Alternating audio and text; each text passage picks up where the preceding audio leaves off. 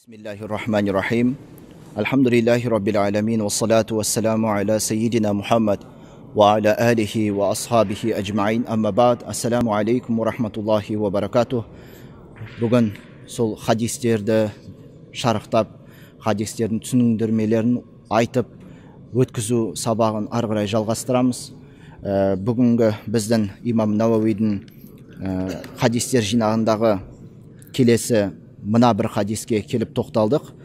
Бұл хадис мәтіні және мәтін жағынан ұзақтау және мағынасы өте терең. Соны қазір біз бөліп оқып, бөліп аударамыз. عن عمر بن الخطاب رضي الله عنه قال بينما نحن عند رسول الله صلى الله عليه وسلم ذات يوم إذ طلع علينا رجل شديد بياض الثياب شديد السواد الشعر لا يرى عليه أثر السفر ولا يعرفه منا أحد حتى جلس إلى النبي صلى الله عليه وسلم فأسند ركبتيه إلى ركبتيه ووضع كفيه على فخذيه وقال يا محمد أخبرني عن الإسلام. Омар ибн Хаттаб, Алла Тағала одан разы болсын, риуаят етіп, мына бір хадисті жеткізеді. Бір күні біз Алла елшісінің саллаллаху алейхи вассалам қасында отырғанымызда аппақ киімді, аппақ дегенде ақтығы өте қатты дейді. Кәдімгідей аппақ түсті дейді, киімді қою қара шашты дейді. Бойында сапар ізі көрінбейтін және арамыздан оны ешқайсымыз танымайтын бір адам келді. Ол пайғамбарымыз саллаллаху алейхи вассаламның тізерлеріне тізесін тиістіріп, яғни қарсы отырды да, екі қолын сандарына қойып былай деп сұрақ қойды. Әй Мұхаммад, маған ислам туралы хабар берші деді. Енді осы хадисті ары қарай жалғастырайық. Фақала Расулуллахи саллаллаху алейхи вассалам ал-исламу ан تشهد أن لا إله إلا الله وأن محمدا رسول الله وتقيم الصلاة وتؤتي الزكاة وتصوم رمضان وتحج البيت إن استطعت إليه سبيلا. قال صدقت. قال فعجبنا له يسأله ويصدقه делінеді. Бұның мағынасы: Алла елшісі саллаллаху алейхи вассалам сұрақ қойған кісіге былай деп жауап қайтарады. Ислам дегеніміз Алладан өзге құлшылыққа лайық тәңір жоқ екенін, әрі Мұхаммад саллаллаху алейхи вассалам оның елшісі екеніне куәлік ету. Намазды толық орындауың, зекет беруің, сондай-ақ шама жеткенше Кағбаға қажылық жасауын деп жауап қайтарады. Сол кезде жауапты алған әлгі кісі былай дейді: сен рас айттың деді. Сонда Омар ибн Хаттаб радиаллаху анху былай дейді: біз оның сұрақ қойып кейін растағанына таң қалдық дейді. Әлгі кісі пайғамбарымызға келіп сұрақ қойып және жауабын алғаннан кейін сен рас айттың деп жауабын растағанына таң қалдық дейді. Одан кейін қала фаахбирни анил иман. قال أن تؤمن بالله وملائكته وكتبه ورسله واليوم الآخر وتؤمن بالقدر خيره وشره. قال صدقت. Yani бұл жерде сонан сон әлгі кісі енді маған иман жайында хабар бер дейді. Иман туралы айтып бер. Ол не ол? Сонда Алла елшісі, Алланың оған сәлемі мен салауаты болсын, иман дегеніміз Аллаға, оның періштелеріне, кітаптарына, елшілеріне, ақырет күніне иман келтіруің және тағдырдың жақсылығы мен жамандығына иман келтіруің деп жауап қайтарады. Сонда әлгі жауапты алған кісі тағы да айтады: рас айттың дейді. Яғни айтқан сөзін растайды. Сөзін жалғастыра келе әлгі кісі пайғамбарымыз саллаллаху алейхи вассалам тағы да сұрақ қояды. Фаахбирни анил ихсан. Қал ан табудаллаха кааннаха тарах. Фа ин лам такун тарах фа иннака ярака. Яғни бұл жердегі мағынасы, әлгі кісі Алла елшісі саллаллаху алейхи вассаламға тағы да сұрақ қояды. Енді ихсан жайында айтып бер. Ихсан дегеніміз не нәрсе? Сонда Алла елшісі саллаллаху алейхи вассалам оған айтады: Алланы көріп тұрғаныңдай құлшылық жасауын, егер сен оны көріп тұрмасаң да, ол сені көріп тұр дейді. Әлгі адам тағы да айтады: فأخبرني عن الساعة قال ما المسؤول عنها بأعلم من السائل قال فأخبرني عن أمارتها قال أن تلد أمة ربتها وأن ترى الحفاة العراة العالية رعاء الشاء يتطاولون في البنيان деп айтады. Бұл дегеніміз, енді маған қиямет сағаты жайында хабар берші дейді. Ақыр заман жайында бір мәлімет бер дейді. Сонда Алла елшісі саллаллаху алейхи вассалам сұраушыдан артық білмейді ол жайында деп айтады. Сол кезде әлгі кісі былай дейді: онда маған оның белгілерінен хабар берші деп айтады. Ол кісі былай дейді: күн, Алла елшісі саллаллаху алейхи вассалам, күн өзінің ханшайымын туады және жалаңаяқ жалаңбас қой соңындағы кедейлер биік үйлер салуда бір-бірімен жарасатынын көресің деп жауап қайтарады. Кейін жалғасында, хадистің жалғасында: ثم انطلق فلبثت مليا ثم قال لي يا عمر من السائل قلت الله ورسوله أعلم قال فإنه جبريل أتاكم يعلمكم دينكم رواه مسلم. Сөйтіп әлгі адам кетіп қалады, сұрақ қойып жауабын алғаннан кейін кетіп қалады да: мен біраз уақыт өткіздім дейді Омар радиаллаху анху. Жаңағы отырыста пайғамбарымыз саллаллаху алейхи вассаламмен бірге болып, одан кейін пайғамбарымыз саллаллаху алейхи вассалам Омар радиаллаху анхудан сұрайды: әй Омар, жаңағы сұраушының кім екенін білесің бе деп жауап сұрайды. Сонда Омар радиаллаху анху жауап береді: Алла және оның елшісі жақсырақ біледі дейді. Сөйтіп пайғамбарымыз саллаллаху алейхи вассалам былай дейді: ақиқатында бұл Джабраил алейхиссалам, Алланың оған сәлемі болсын, ол сендерге діндеріңді үйрету үшін келді деп жауап береді Алла елшісі. Бұл хадисті Сахих Муслимде риуаят етіліп бізге жеткізіледі, келтіріледі.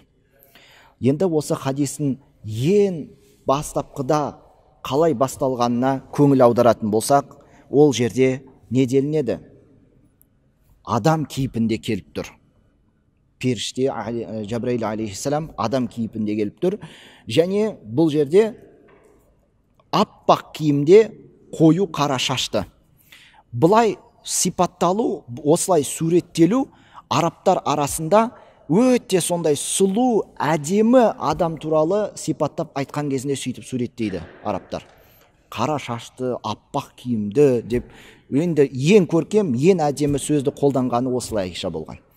Бұл дегеніміз, адам кейпінде келген періште, ол періштелер адам кейпінде бола алады деніледі шариғатта. Және олар болған кезде ең сұлу, ең көркем, ең әдемі түрде келеді.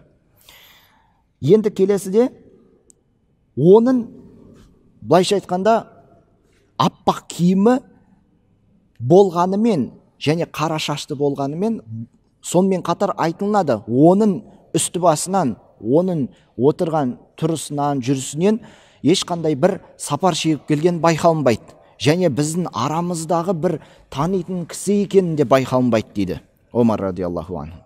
Яғни ол бір жағынан біз танымайтын бөтен бір жерден келген, бірақ екінші жағынан басқа жерден келді деп айтайын десек, сапар шегіп, шам басып, тозан басып, шашаған күйі де байқалынбайды делінеді. Осы туралы біз көңіл бөлуіміз керек бұл жерде. Яғни бұл не үшін керек? Бұл шынымен Джабраил алейхиссалам келген жайында біз иман етеміз.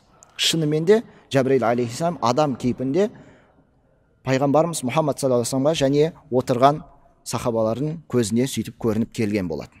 Енді осы орайда келесі мәселе, тізерлетіп екі тізесін пайғамбарымыз саллаллаху алейхи вассаламның екі тізесіне жақындата қойып, қолын тізесіне қарай қойды деп айтады.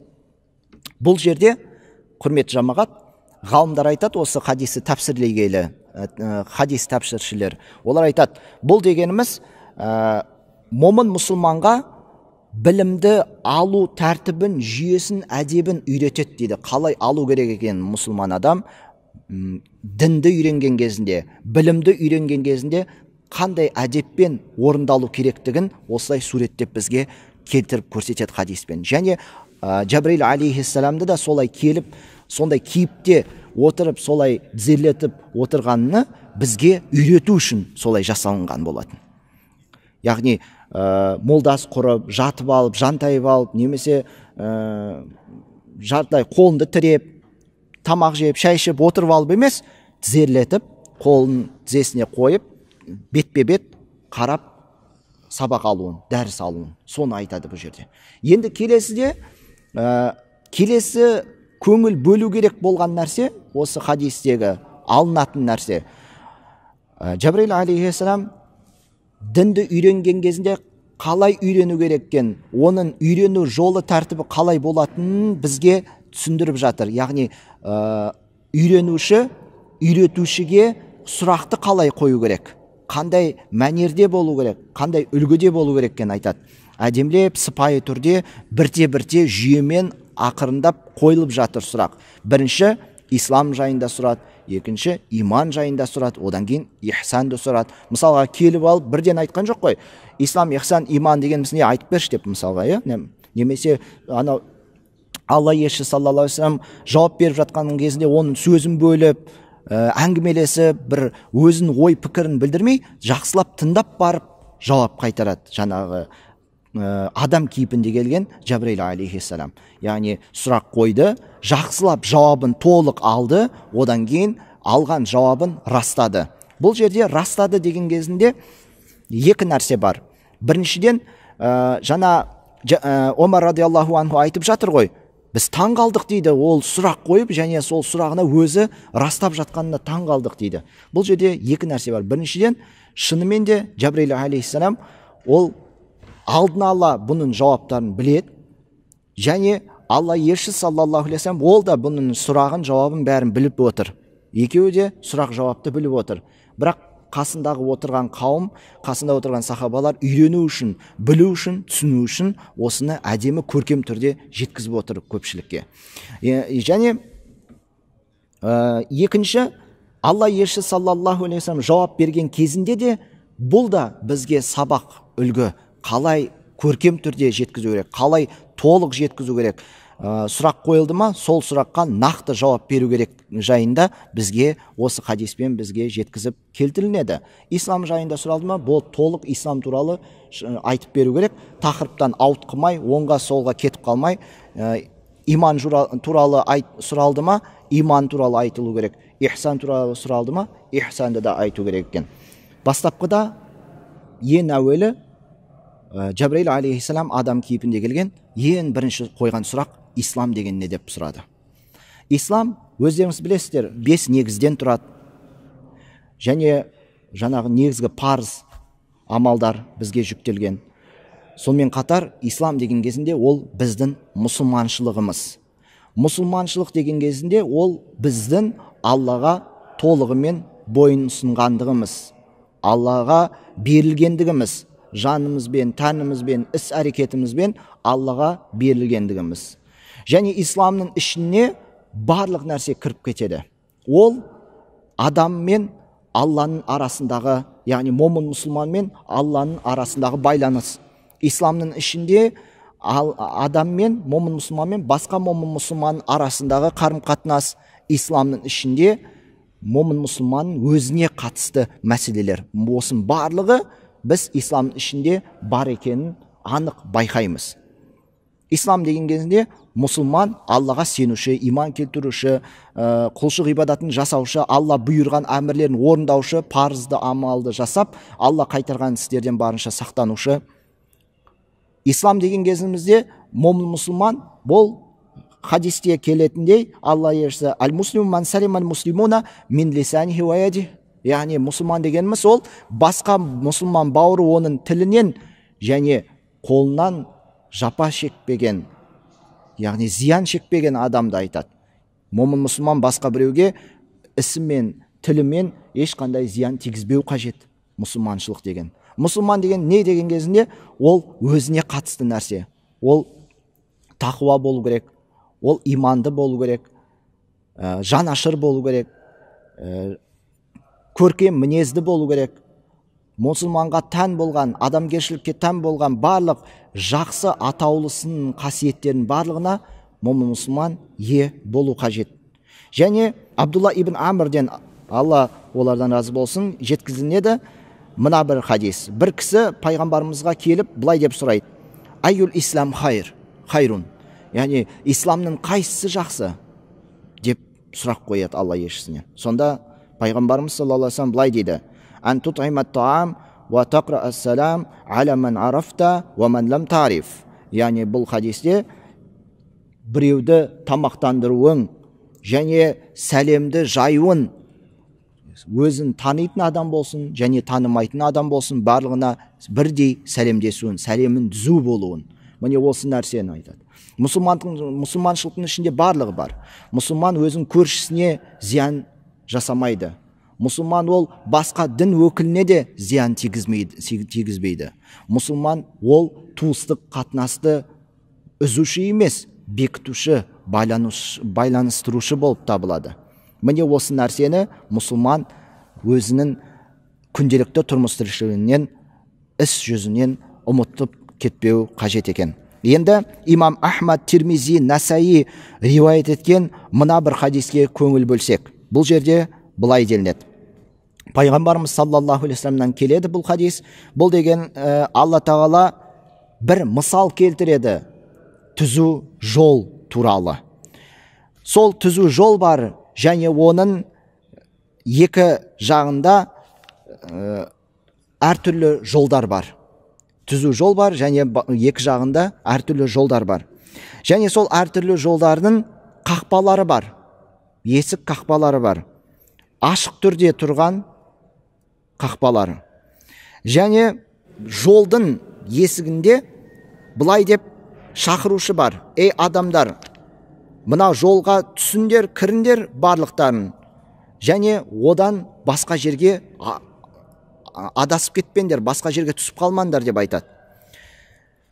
Ал енді мынау жолдың ішінен тағы бір дыбыс шығады дейді. Сол дыбысқа қарай барып есікті, жаңағы ашық тұрған әртүрлі есіктерді ашпақшы болған кезінде былай деп айтады: ой, өкініш, абайла, оны ашушы болма ол есіктерді деген дыбыс шығады.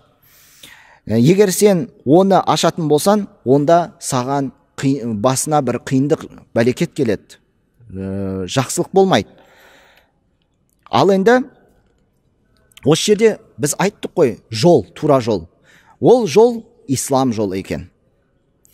Енді оның жанындағы әртүрлі былай кететін жолдар, олар Алла тағаланың бізге бекітіп қойған шектеулері, тыйымдары, яғни арам еткен нәрселері, болмайды деп қойған шектеулер. Ал енді ашық тұрған есіктерге келетін болсақ, Алла тағала арам еткен нәрселер. Біреуі шектеулер, Алла тыйым салған, ал ашық тұрған есіктерге келетін болсақ, ол Алланың арам еткен нәрсесі. Ал енді жаңағы дауыс естіліп тұрған төбедегі, жолдың үстіндегі, ол Алланың кітабы, Құран кәрім бізге айтады: мына жерге барма, мына жерге бар, тура жолмен жүр, ар жаққа кіріп кетпе, анау есікке барма деп айтатын дауыс. Ал енді төбеден естілетін дауысқа келетін болсақ, ол Алла тағаланың момын мұсылмандардың барлықтарын жүректеріне кіргізіп қойған уағыз насихат. Яғни барлық момын мұсылман жүрегінде сәл кішкене болса да Алланың беріп қойған нұры бар. Адам ол нұрды өзі өшіріп қоймайынша, адам ол нұрды өзі жоғалтып алмайынша, жүрегіндегі ішіндегі нұрды қарайтып алмайынша, не нәрсемен? Күнә істермен, күнә амалдармен, жаман сөздермен, жаман әрекеттермен оны өзі бүлдіріп жоқ қылдырып жібермейінше, әрбір жүректе Алланың беріп қойған уағызы, насихаты бар болады екен. Міне осы хадисті бізге риуаят етіп жеткізеді. Жаңа біз айттық қой, ислам дегеніміздің ішінде ол өте ауқымды, ішіне барлық нәрселер кіріп кетеді. Ол туралы айта берсек, тақырыптар өте көп. Оның ішіндегі 5 негіздің өзін біз өткен дәрістерімізде айтып өткен болатынбыз, жеке қарастырғанбыз. Енді Абу Хурайрадан жеткен, Алла одан разы болсын, мына бір сахих хадиске көңіл аударсақ: «Ал-иману бидун ва саб'уна ау бидун ва ситтуна шу'батан». Иман дегеніміз ол 60 бірнеше немесе 70 бірнеше тармақтардан тұрады делінеді. Енді оның ең абзалы, ең артығы, ең күштісіне келетін болсақ, ол қаулу ла илаха иллаллах, яғни Алладан басқа тәңір жоқ, Алла тағала жаратушы, Алла тағала барлық нәрседен үстем. Осы калимай шахадат ол ең абзал, ең артық үстем тұратын нәрсе осы иманның ішінде. Ва аднаха имадатул аза ани тариқи. Және ең төменгісіне келетін болсақ, ол дегеніміз жолдың үстінен адамдарға кедергі келтіретін жаман нәрсені алып тастау делінеді. Вал хаяу шубатун минал иман. Ұяттың өзі иманның бір тармағынан деп келеді Сахих Муслимде. Осыған орай ғалымдар айтады, осы жерде ең төменгісі жолдан бір кедергі ететін нәрсені алып тастауға келетін болсақ, бұл дегеніміз иман дәрежесіндегі ең төмен дәреже дегенді білдірмейді дейді. Бұл жерде тармақтар көп, және иманның ішінде жасайтын біздің амал әрекеттеріміз өте көп.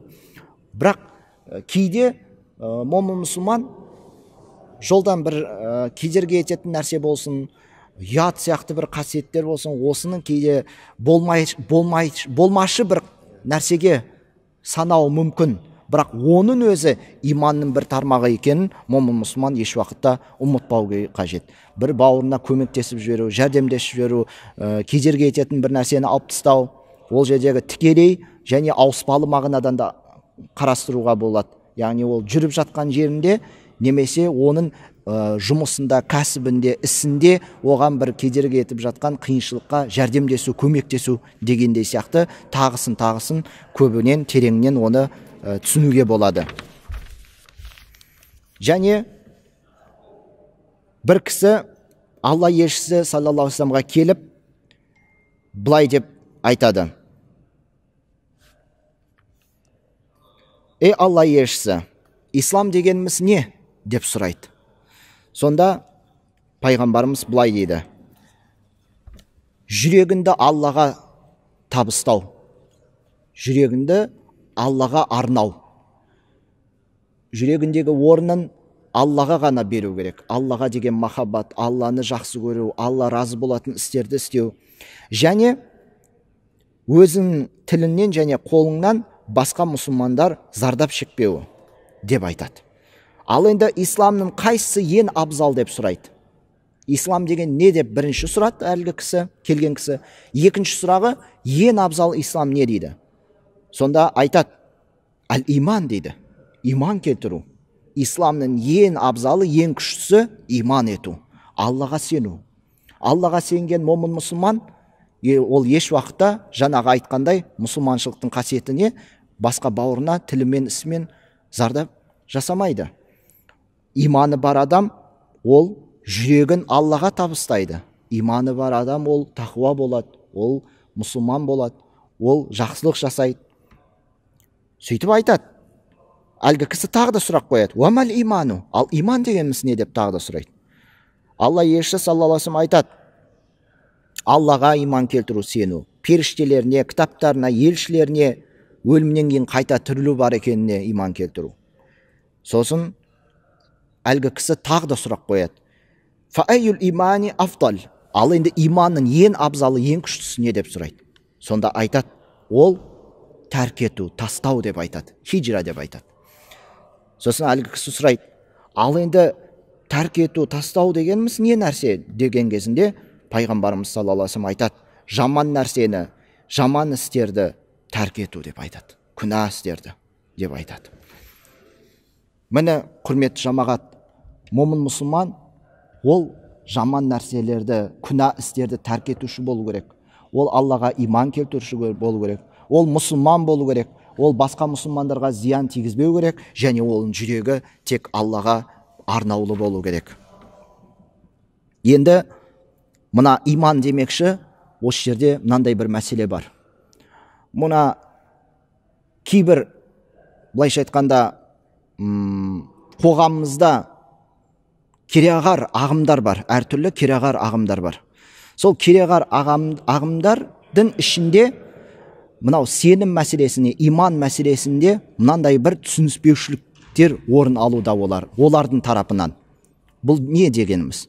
Олар кітап оқиды иманға қатысты. Сол иман деген кітаптарында өздерін бір ғалымдары жазған, сол кітаптарында не делінеді? Иман деген ол жүрекпен сену, иман келтіру, тілмен айту және амал орындау деп айтады. Иман келтіруді. Олардың кітаптарында солай тұр. Олар не дейді? Қалай қабылдайды? Иман дегеніміз сол ла иляха иллалланы айту, жүрекпен бекіту және міндетті түрде амал жасау керек. Егер амал жасамаса, демек иманы жоқ. Міне осы жерде не кетеді? Түсініспеушілік, адасу, қателесу басталып кетеді. Демек ол не істейді?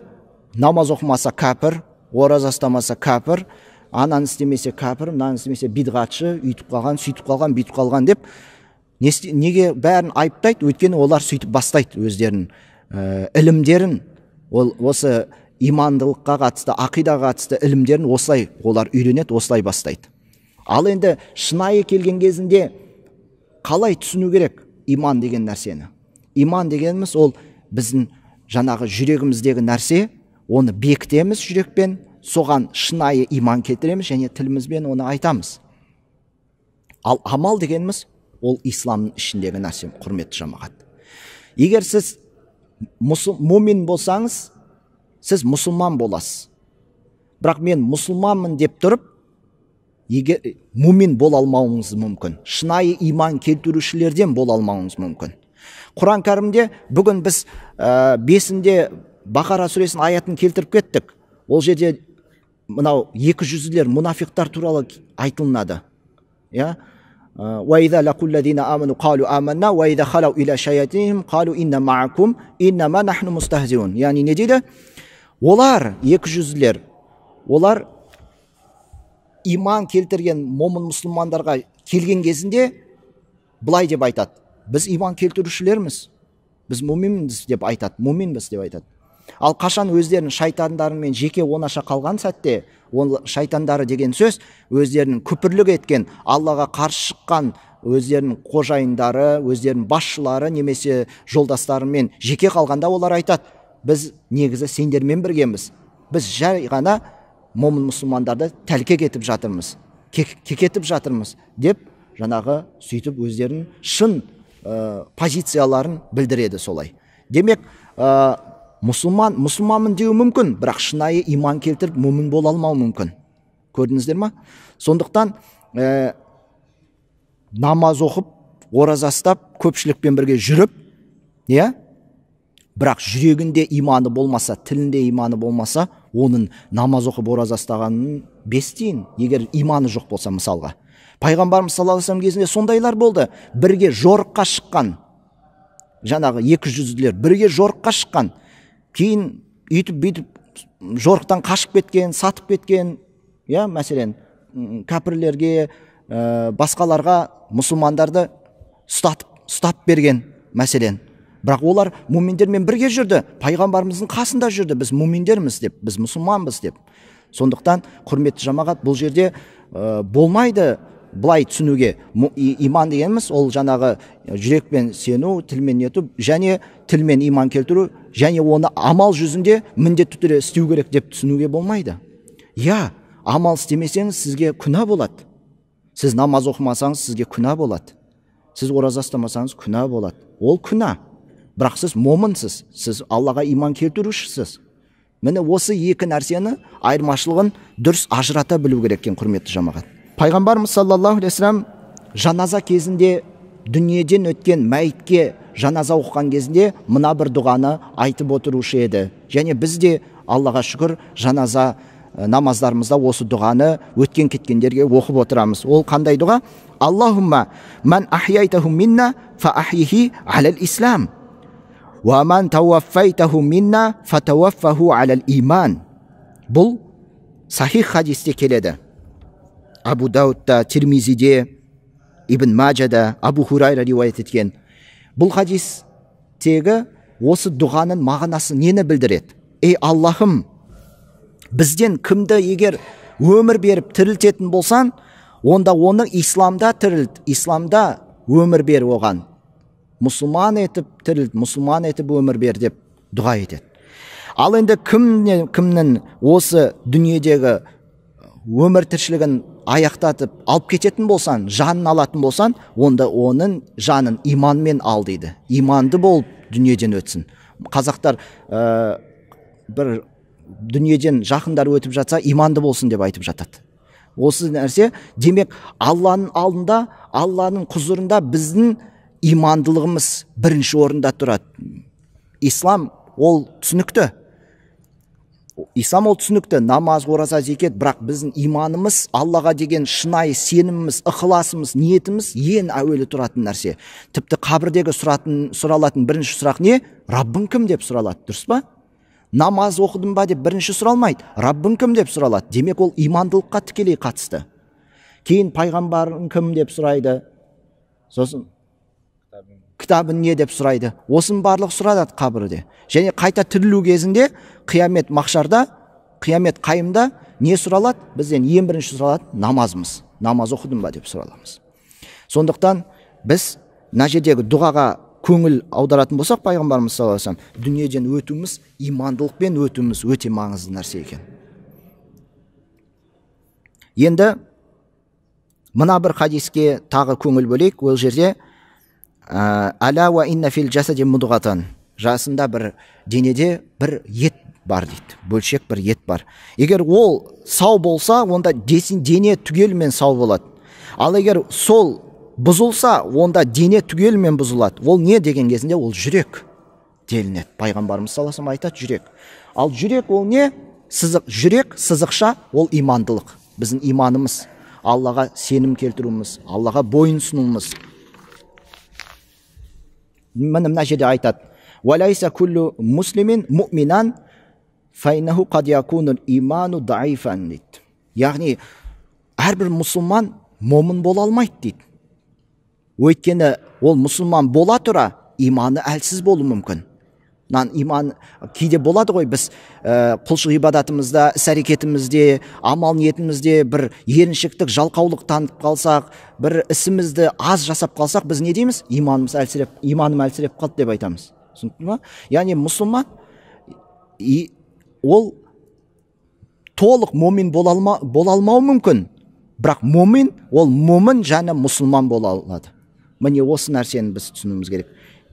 Енді исламға қатысты бірінші сұралған нәрсе, Жабраил алейхиссаламның ислам туралы бірінші сұрауы, ол дегеніміз Алланың дініне деген момын мұсылман ықыластық таныту керектігін меңзейді.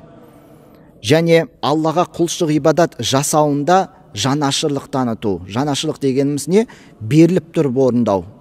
Аллаға құлшылық ибадат жасағанда барлық амалды, іс-әрекетті беріліп орындау. Және жүректің сау болуы, сәлем болуы. Оны жүректі не нәрседен сау болу керек?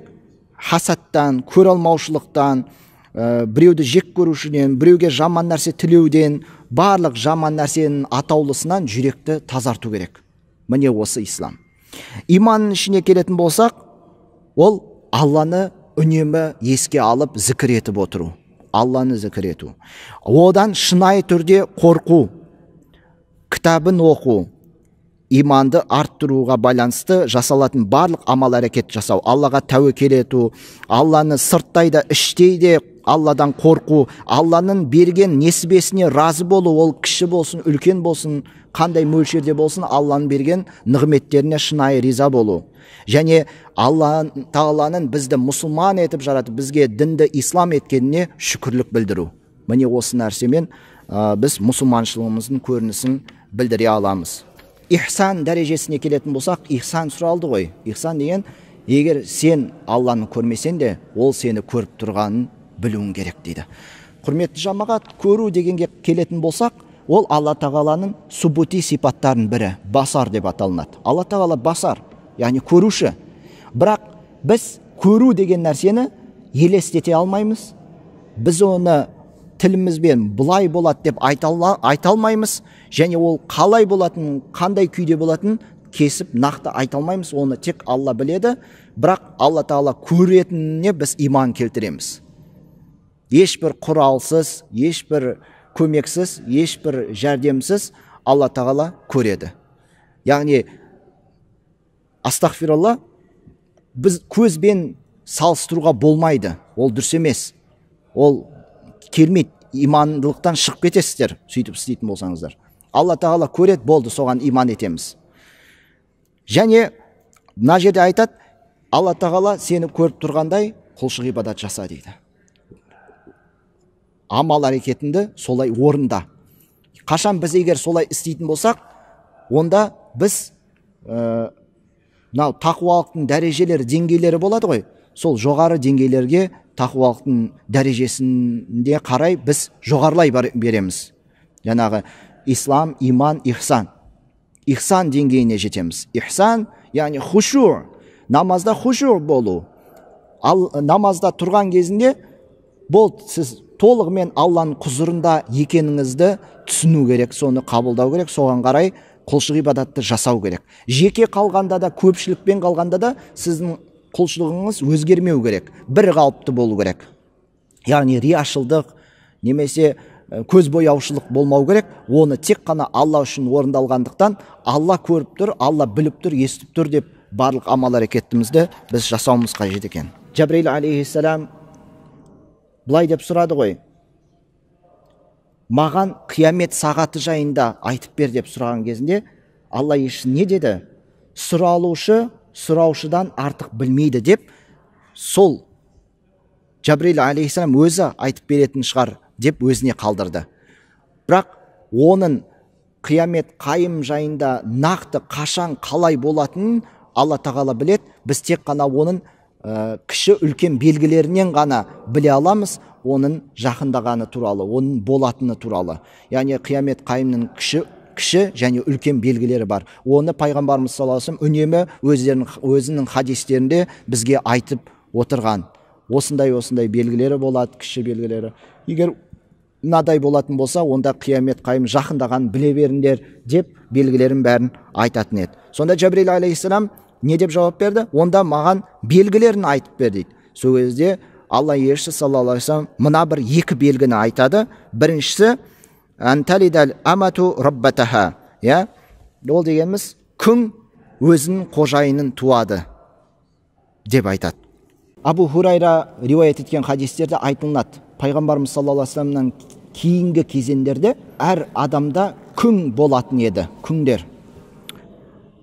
Сол құлдар, күңдер, құл дегеніміз еркек, күң дегеніміз әйел күң. Сол кезде кейбір күңдерге адамдар үйленетін еді. Сол үйленген кезінде олардан бала табылынады, дұрыс па? Сол балалардың арасында ұлы бар, қызы бар. Сөйтіп сол табылған балалары ана әкесіне мирасқорлық, әкесімен келеді ғой, анасымен емес, әкесімен келеді. Демек, ол автоматты түрде жаңағы ол күңнің күйеуі ол азат адам болғаннан кейін, қожайын болғаннан кейін, оның баласы да қожайын, қызы да қожайын болып есептеледі. Сол үрдіс көп тарала бастады адамдар арасында. Сол кезде адамдар арасында көп тарала бастады. Анау қожайындар өздерінің күндеріне үйленеді, сөйтіп бала табады, қыз табады, сөйтіп ол бала қыздары анасына қожайын болып кетеді. Міне осы нәрсені айтылды дейді. Ғалымдар осын меңзеп келтіреді. Екінші нұсқасы бар. Екінші нұсқа, ол да ғалымдар айтады, бұл дегеніміз қазіргі замандағы көп кездесіп жатқан нәрсе, балалары, қыздары анасына қарсы шығатыны, баласы, қыздары анасын айтқанын тыңдамайтыны, өздерінің бұйрықтарын, өздерінің қырсықтықтарын айтып келтіруі анасына қатысты. Міне осы нәрсені меңзеп келтіреді деп айтылады ғалымдар осы хадисте. Және келесі, сен көресің дейді, қияметте екінші белгіні келтіреді. Қандай? Ол жалаң аяқ, жалаңбас, қой соңында жүрген кедейлер биік үйлер салуда жарысады дейді. енді әбден кедей болған, мына жерде суреттелген кезінде жалаңаш, жалаң аяқ, былайша айтқанда киетін киімі жоқ, аяқ киімі де жоқ, сонау біреуге қызмет етіп жүрген, қой бағып жүрген кедей кепшіктердің өзі сондай бір бай бір деңгейіне жетеді дейді. Бір-бірімен үй салумен, биік үйлер салумен жарысып кетеді дейді. Міне осыған қатысты да ғалымдардың әртүрлі былайша айтқанда түсініктемелер бар. Оны сол пайғамбарымыз саллаллаху алейхи вассалам кезінде басталып кетті деп айтады. Сол жерде кейбір жаңағы кедей болғандар байған соншалық өздеріне биіктеу үйлер сала бастады дейді сол кезде. Сонда Алла елшісі саллаллаху алейхи вассалам былай деген: "Куллу бинайн ва ашара биядихи хаказа аля раъсихи аксара мин хаза фахуа вабалун" дейді. Сахих хадис. Айтады, әр үй мынадан жоғары болған үй оған қандай обал деп айтқан екен. Мынадан жоғары деген кезінде қолын төбесіне қарай көрсеткен екен Алла елшісі саллаллаху алейхи вассалам. Басын төбесіне қарай көрсетіп, ишарат етіп, белгі етіп көрсеткен екен. Осыдан жоғары болған үй қандай обал болған екен деп айтады. Яғни бұл жердегі мен дейтін нәрсе одан биік болмау керек деген кесіп айтылатын нәрсе емес. Бұл дегеніміз ысырапшылық болмау керек. Мұсылмандар арасында ысырапшылдық болмау керек. Сәнқойлыққа, бәсекелестікке, бір-бірімен жарысуға, ондайға жол берілмеу керек. Момын мұсылман әр нәрсені өз ретімен, өз орнымен, өз деңгейімен, дәрежесімен жасау керек іс әрекетінде. Яғни бұл жердегі үй мүлдем жаңағы мынау пайғамбарымыз саллаллаху алейхи вассалам кезінде көп үйлер төмен пәс орналасқан екен. Адамның кейбір адамдар тіпті үйлерінде сәл еңкейіп жүреді екен. Сондай бір үйлер болғанда сол көбінесе. Өйткені адамдар жағдайы келмеген өздеріне зәулім үйлер салуға. Бірақ араларындағы бай болған адамдар өздері тәкаппарланып, ерекшеленіп, басқалардан ерекше көріну үшін, басқалардан жоғары көріну үшін үйлерін жоғары, биіктетіп сала бастады. Міне осы нәрсені болдырмау үшін пайғамбарымыз саллаллаху алейхи вассалам ескертіп айтатын еді, және сол қиямет қайым жақындауының белгілерінің бірі осы деп нұсқап айтып өткен екен. Құрметті жамағат, иман, ислам, ихсан ол мұсылманның өміріндегі ажырамас тұтқасы ұстайтын. Соған бекем ұстап, соны орындап, соған берік болу керек әрқайсымыз. Әр адамда мұсылманшылығы болу керек, әр адамның имандылығы болу керек, әр адамның хушуы болу керек. Алладан шынайы түрде қорқып, Алла көрмесе де, Алла көргендей құлшылық ибадат орындап жасауымыз қажет екен. Ва ахири дауана алхамдулиллахи раббил аламин. Ва салату ва саламу аля саййидина Мухаммад ва аля алихи ва асхабихи ажмаин би рахматика.